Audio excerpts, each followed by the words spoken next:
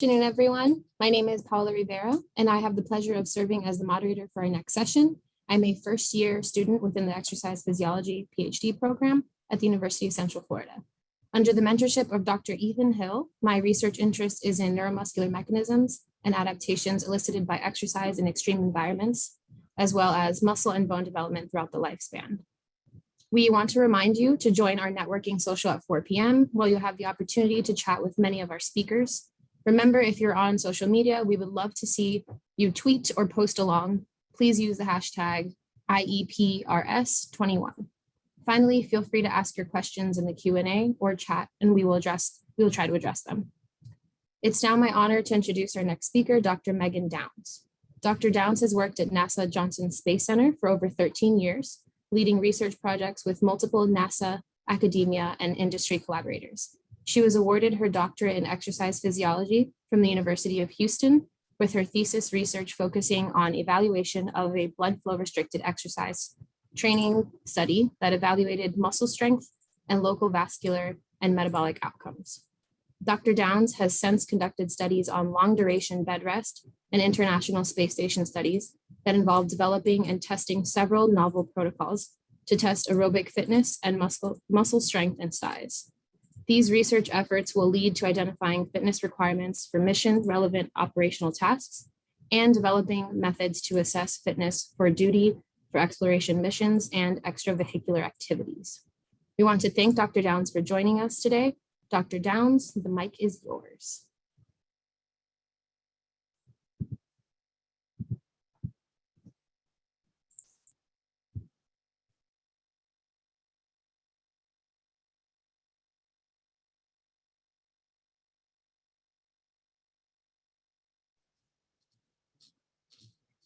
All right, Megan, you should be able to share your screen.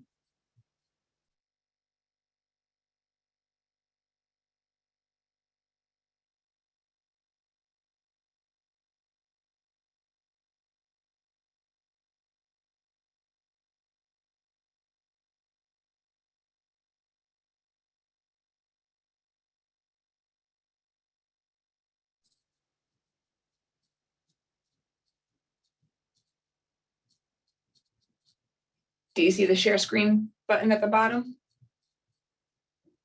And I don't think we could hear you. Can you confirm that?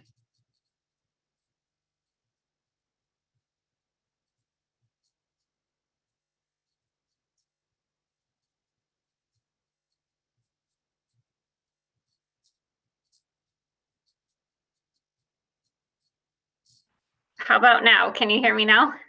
Yay, we're in business. Okay, we have audio. Okay. I was like, no one is responding. Okay. Let me share my screen here.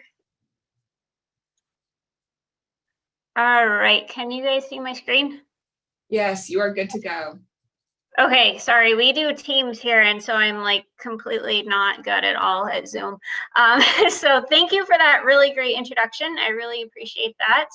I know there's not a ton of time, so I'm going to get right into this. I don't think I need to do any introduction, but my presentation here is called Training for the Moon, and I am the lead for our Human Physiology Performance Protection Operations Laboratory. It's H3PO or HIPPO if you put it all together. So we've got a nice HIPPO logo there that we smack on as many shirts and stickers and presentations as we can. So getting into it, I guess I have nothing to disclose, so I'll go ahead and get started. So getting into it, I'm going to kind of give you guys a little bit of data, but also just kind of an overview of what we know about spaceflight and where we're going into the future. And so very briefly, there are a lot of physiological and psychosocial adaptations to spaceflight, and there's a whole list of them on this slide. I'm not going to read every single one of them out to you. We have, at the highest level, a lot of cardiovascular changes, skeletal muscle changes, environmental changes as a result from a microgravity environment. Decrements in bone density and content and quality, psychosocial and stress issues, and neurosensory issues. These aren't necessarily like bad things, they're actually good things because your body's adapting to the microgravity environment. When they're bad is when you come back to Earth and you have now adapted to microgravity and you need to sustain life in a 1G environment. So one of the primary countermeasures that we look at is exercise. And one of the reasons we really like exercise so much is that it's not a drug. We don't have to worry about shelf life or reproducing it or how individuals are going to respond. And so it also targets many, many different physiological systems. So the obvious ones are muscle strength and aerobic fitness, but it also helps with cognitive function, alertness, neurodegeneration, and radiation, which are all things that we're very concerned about in spaceflight and with our astronauts. All right. So most people think when we talk about spaceflight, we're just trying to protect the astronaut while they're completing their mission on ISS. But we also need to protect them for all of their pre, in, and post-flight training. So before flight, the astronauts do a lot of training on the ground. So in the NBL is the picture on the left there. And it's a big pool where you get in spacesuits and you practice doing what you're going to do for extravehicular activities. We also practice getting out of vehicles when they're landing in the water. And we practice EVAs.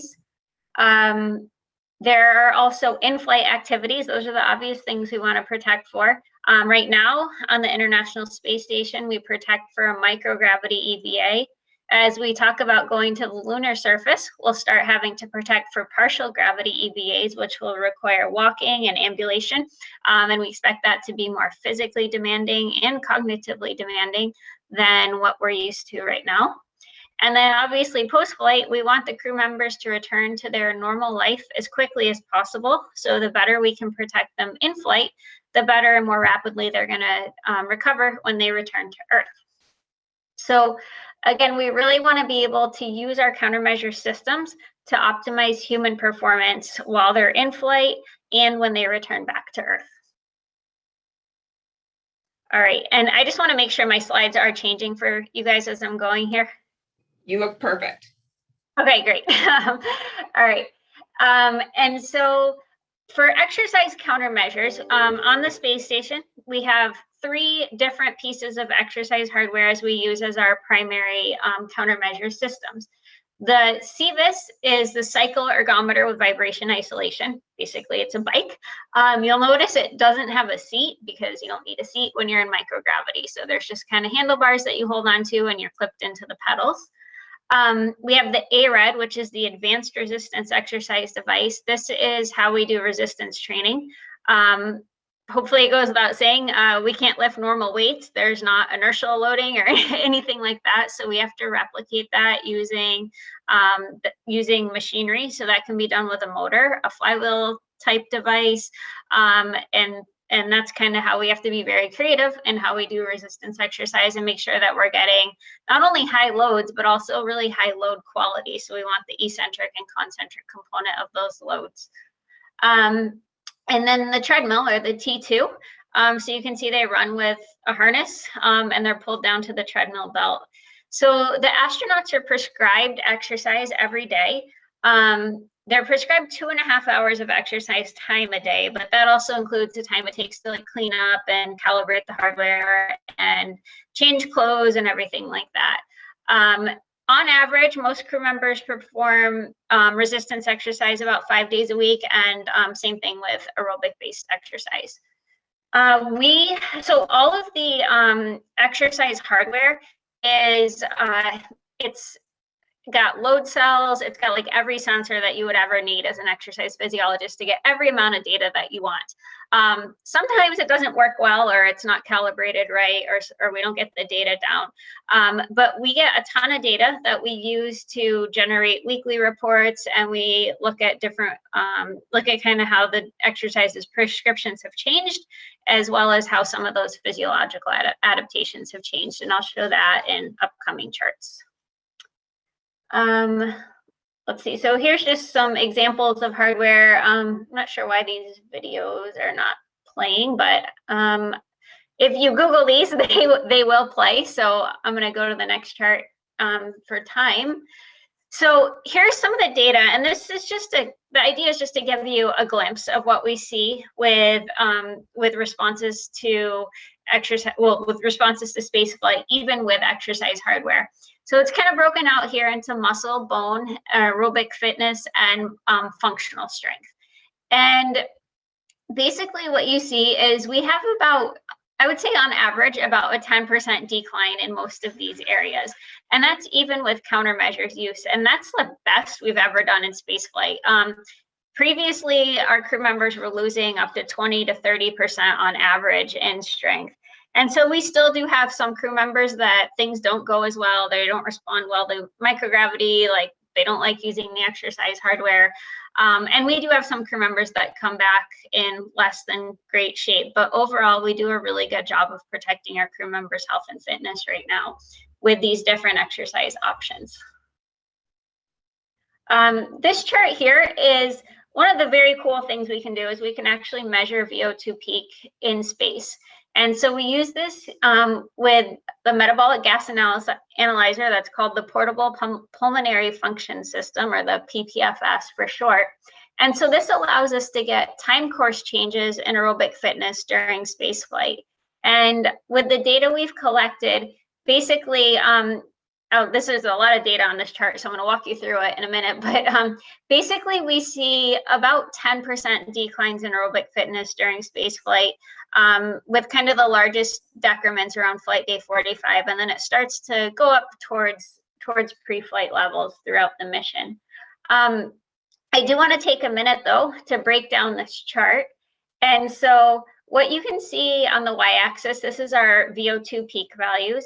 And then along the x-axis is the different time points that we measure VO2 peak. So that L-3 to 1 month, that's a measurement that we get 1 to 3 months before the crew member launches. And then we've got flight day 15. So this is when they've been on the space station for 15 days, 75 days. R-14 is 14 days before returning to Earth. And then our +3 is 3 days after landing, and then 30 days after landing. And so this black dotted line, that's where, as exercise experts in the NASA community, we want our crew members to be that fit. That's where we see like optimal performance without using a whole bunch of extra consumables and everything else. I know in the Earth-based world, you want to be as fit as you possibly can. In the spaceflight world, it costs us money and consumables if you're extra fit. In the green line is where you're going to have a difficult time performing mission tasks. The purple line is where you will not be able to perform mission tasks, and that's a really big deal because then you're talking about injury and not being able to complete a mission. So what we want to be able to do is protect our crew members at a minimum 20%, and if they lose 30%, we're going to be in big trouble, right? So this is an important slide. I want you to remember those numbers as we go forward, and we will talk about some of the exploration mission tasks and some of the challenges we have with hardware and countermeasures for those missions. So this next chart is just a quick glimpse of exploration forward work, and this big green wall here, this shows how many more EVAs we're going to have to do on the lunar surface compared to what we do for ISS now. So we're going to be definitely much more challenged. This next chart here is showing some of the countermeasures that we use on the space station. And what you'll notice is they take up a lot of space and volume. And as we go towards exploration missions, we need to get a lot smaller and take the best of the best. So we need our countermeasures to address multiple physiological systems. They need to be able to last for many years without resupply. And they need to be able to address kind of the full human. So we'll have countermeasures that work together for nutrition, sleep, stress, and exercise.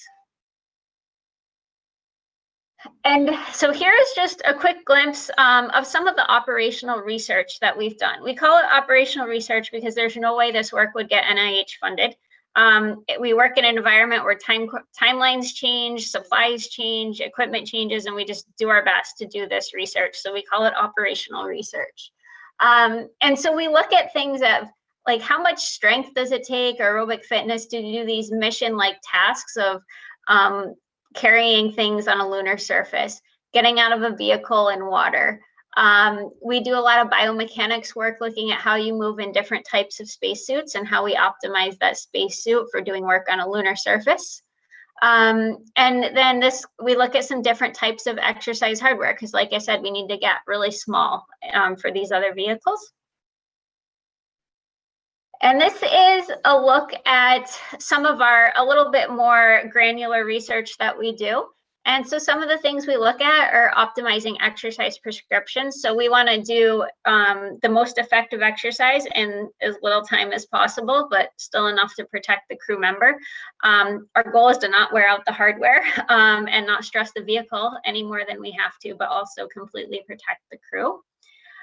So we've done some studies that have looked at the whole muscle function, looked at muscle size, and looked at some of the fiber types as a response to exercise training and spaceflight. We look at bone density. We developed a new technique to use ultrasound to measure muscle size in spaceflight. And so we actually just published a paper on this, looking at kind of a telemedicine approach to ultrasound procedures. And then we look at cardiac strain rates over time as well. And there are papers published on this data and a few new papers coming out, so I'm not really allowed to show you too much detailed data on that, but you can keep your eyes open for those. And then here, I'm so bummed my videos are not working right now. But here are some examples of some of the countermeasures that we're developing for exploration vehicles. So there's a flywheel on the far left picture there. So the idea of that is it requires no power, and we know they work well on the ground. So that's a new and novel concept that we're looking to fly actually very soon. That would be one of the first exercise devices for exploration missions.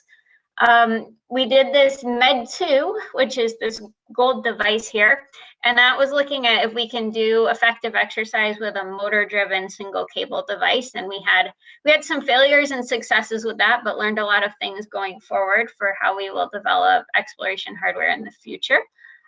We look at software and how do we kind of take what we know from the application world today and move that into spaceflight. Using some of the limitations we have in data transfer and just computers and IT in general. And then these pictures on the right here are pictures of the newest device we're developing, which is a very robust device that includes cycling, rowing, weightlifting, and rope pulling, all in one piece of exercise hardware. And so that's being developed to fly on the International Space Station 2 years from now, where we'll test that and see how it works, and hopefully use that for missions where we're going to the lunar surface or even Mars in several years out.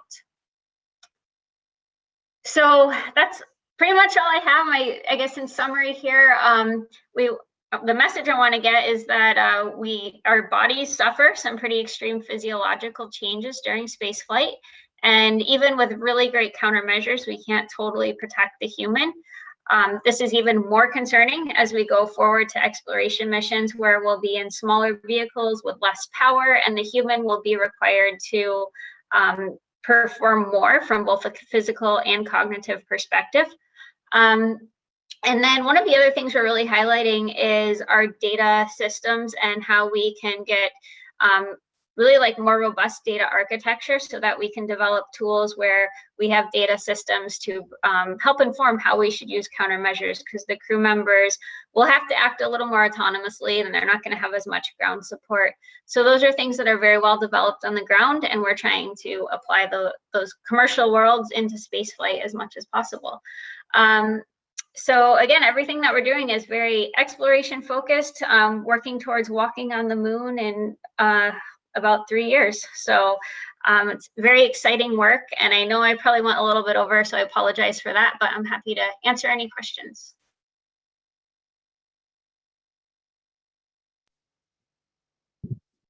Okay, thank you, Dr. Downs, for that amazing presentation. We do have several questions for you. So the first one is, if the measurements for your crew are below desirable prior to a mission, do you prioritize increasing VO2 peak in order to prevent failing or falling below this task standard line? Yes, so we have a whole group of a group here called Astronaut Strength Conditioning Rehabilitation Specialists, and they work very closely and daily with the crew members before, during, and after they fly to make sure that they're at their in good fitness levels as much as we can. We also take into account that the crew members have families and really, really busy schedules, and you know, it's hard for us to find time to work out sometimes. So it is hard to keep them fit, but we do, when we recognize those things, we really do try to prioritize that into their schedules and their time. Excellent. Our next question is, do traditional exercise prescription guidelines still apply in microgravity? So yes, I'll answer that with yes. I can make it very complicated, but what I will say is your physiology doesn't really change when you go into spaceflight. If you respond to resistance training, all the same pathways for muscle hypertrophy, they still get turned on. That part doesn't change. It's just the environmental stimulus that changes. So we do high intensity interval training. We do you know, like periodization for resistance training protocols. You know, all of those things are things that we practice and implement in spaceflight as well. And interesting question coming up. Is there any blood flow restriction options for space? So, yeah. So we haven't done it in spaceflight. There are some like health concerns associated with doing it in spaceflight. I did my dissertation on it. It's not like the most comfortable exercise option. We have considered doing that for times when we won't have the best exercise hardware or the most robust exercise hardware, or as like a contingency backup option. But really, the hardware that we have on the space station right now is so good that there's really no reason to use some other form of exercise right now. The other part is we really need that bone loading stimulus, and you just don't really get that with blood flow restricted exercise. So it's something we've thought about and we've considered, but not implemented right now. What are your thoughts on an all-female crew due to smaller body size in general? Yeah, actually, that's come up a whole bunch of times actually. From anthropometrics and consumables perspective, women are like the best flyers, so go women. Yeah, so you know, I think that what I'll say is NASA selects the best crew and the crew members that are most experienced and ready to do the tasks that need to be done for that particular mission. And all of the crew are really, really well trained. So I think an all-female crew would be great. There's also psychosocial things that they consider when you put crew complements up there. So there's also something to be said for having a variety of genders and personalities and everything for long duration missions.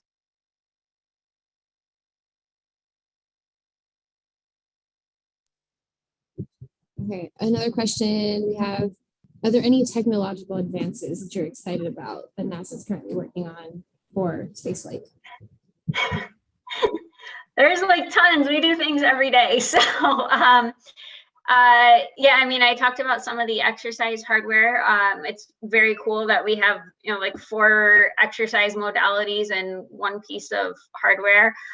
We're developing a brand new spacesuit that you can actually walk in. So if you see the pictures on the lunar surface, they're kind of like hoppling around from the Apollo missions. So now we actually have like lower body more mobility. So you'll be able to walk in a spacesuit and bend down and pick things up in a spacesuit.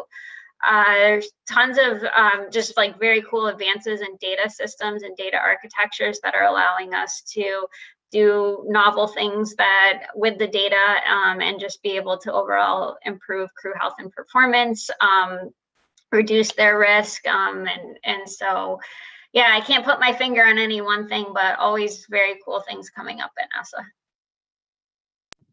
Question about the spacesuits. You said they were able to bend down and walk around in them. Is it lighter, heavier? How did they really change that up in order to do that? They're actually a little bit heavier than they are right now. Not a ton heavier, but a little bit.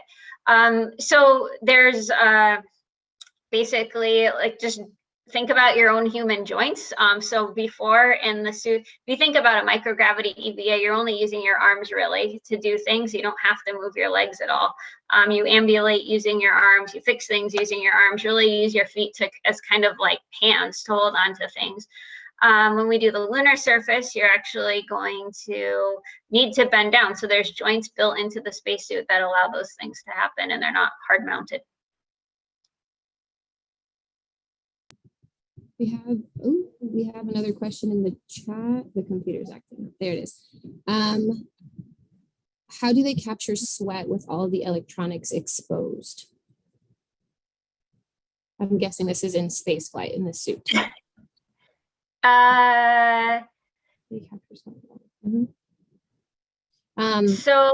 So they mean when they're actually inside in space. So when they don't have their suit on and they're sweating, exercising, and then if they catches the water, the sweat, how is that protected?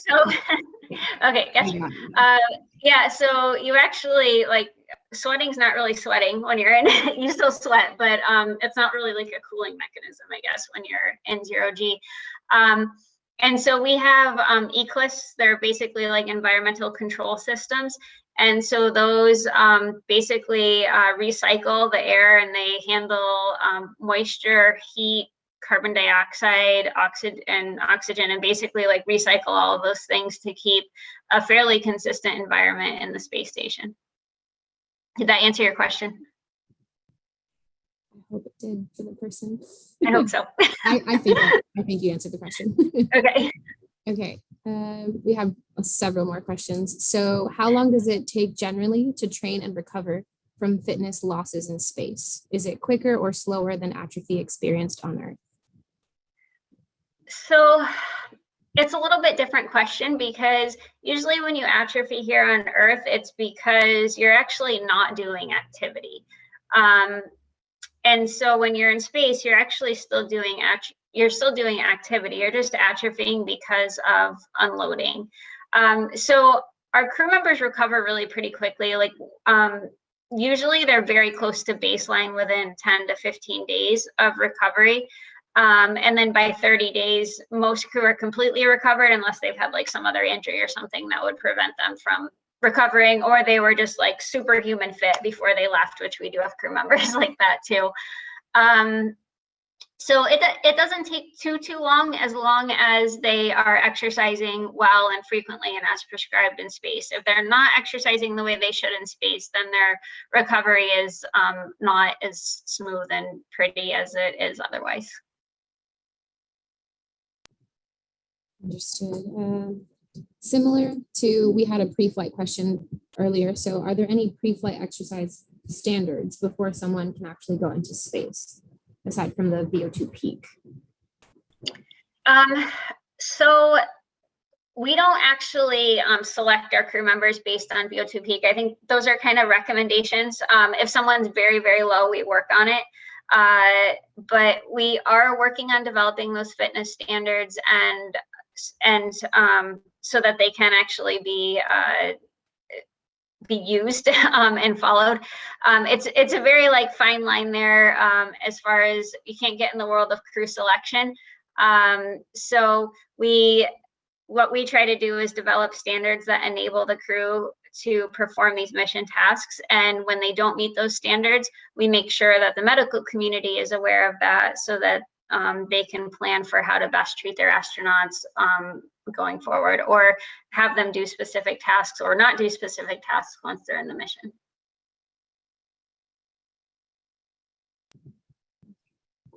A nutrition based question. So how do you ensure proper nutrition and bioavailable diets in space to maximize exercise responses? Yeah, that's a really great question. And so we have a whole team of foods. So we have a team of like nutritional biochemists. We have a team of food scientists, and then our group is kind of the bridging gap between like performance related nutrition and making sure that that is captured in with, you know, making sure there's enough vitamin D and vitamin K. The the shelf life of food is something that has to be considered because it needs to be packaged and ready for launch about a year before it actually launches. So you're losing a year of shelf life even before it flies. So everything is packaged unless there's like a crew preference thing that they can fly with.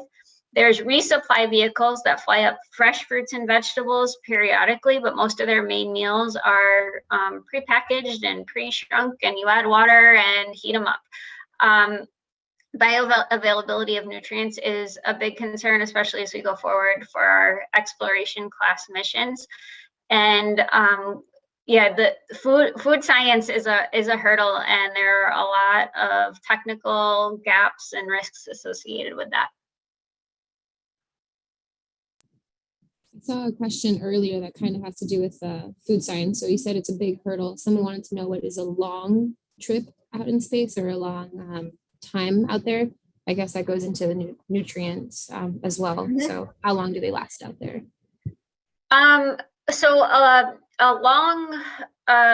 Most International Space Station missions are on the order of about 6 months. We have people that have flown up to a year, 9 months, just kind of depending on the launch schedule. When we were doing space shuttle missions, those were only about 14 days. The shelf life of the food, it all just kind of depends on what it is and what it's been exposed to. Kind of once something's open, it's not going to last very long. And so that's some of the things I had talked about with the pharmaceuticals too, as we've looked at, like some pharmaceutical ways to preserve muscle mass, but then the drug doesn't last as long as the mission. So that isn't necessarily always the best solution, or we need to get better at shelf life for those. So currently the food on the space station, it can be up there for about a year before it needs to be tossed. And going forward, trips not to the space station. So now we're trying to go to Mars, right? So rover is there on Mars, we're going to the moon. How about those trips? How long would they typically last, or what's the longest that they've done those? Right. So the lunar surface is in the very near future, and those missions could be, only about 30 days. So those could be a lot shorter even than we do right now. The goal is to hopefully practice what we would do on Mars on the lunar surface. So we can build habitats on the lunar surface. We can practice being in microgravity for longer periods of time before we go to the lunar surface. And we plan to use what's called the gateway for that. So we'll launch from Earth to the gateway, and it's a vehicle that will be placed there outside of low Earth orbit. So the space station is in Earth's orbit. And then we would go to the lunar surface from there, and you can go back and forth between the gateway and the lunar surface. And then for Mars, that's definitely several years out. Probably like 2040s is probably a closer estimate for Mars. But who knows, with technology, we might get there faster. You never know. Okay, we have just a few more, then we're going to wrap up. So someone wants to know, what's the next step after undergrad to get into this field? I'm sorry. Oh, can you repeat the question? What is the next step after undergrad, so after college, to get into this field? Okay, great. So I always am a huge advocate of internships. And it depends on what you actually want to do. So in our laboratory, we've got people that perform data collection. They do muscle strength testing and VO2 max testing for us. We have people that are biomechanists. We have people that are biomedical engineers. We've got data scientists and all kinds of positions. The track that I took was I got my master's and Ph.D. And started as a research scientist at NASA. I did an internship while I was doing my master's degree. And then I actually got really lucky and got a NASA grant. So I was able to work at NASA and do my PhD at the same time. And then now I actually do a lot of operational and applied research, and probably more management than research. I try to keep my foot in the research door as much as possible, but that kind of happens over time. So it really depends on your interest and your track of what you want to do. Usually our interns, we don't take many undergrad interns. Usually all of our interns are either in a master's program or completed a master's program. We have postdoc opportunities. And it's probably not the best answer, but it really depends on the path you want to take and your interests. But I think number one is trying to get those internships is really the best way to get in the door and figure out what you want to do at NASA. Awesome. Yeah. So those undergrads that are in here, keep going to school. Great. Keep going to school and then apply for internships. There you go. Right, Okay, so, right, exactly. Thank you, Dr. Downs, for your talk today. We are actually going to take a break right before our next talk at 2:30. So if everybody wants to take a break and then come back, we'll be back at 2:30. Okay, and thank you, Dr. Downs, again for your amazing talk today. Thanks so much for having me. I appreciate it. Thanks for all the great questions.